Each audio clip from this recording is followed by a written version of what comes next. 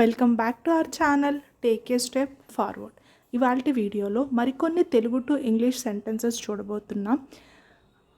వాటిల్ని conditional clauses అంటారు.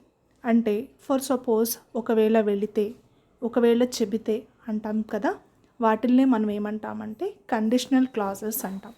For suppose ఒక ఎగ్జాంపుల్ చూద్దాం. If I go early I will take some rest. ఒకవేళ నేను త్వరగా వెళితే నేను రెస్ట్ తీసుకుంటాను. Is it clear? అంటే వెళితే, త్వరగా వెళితే.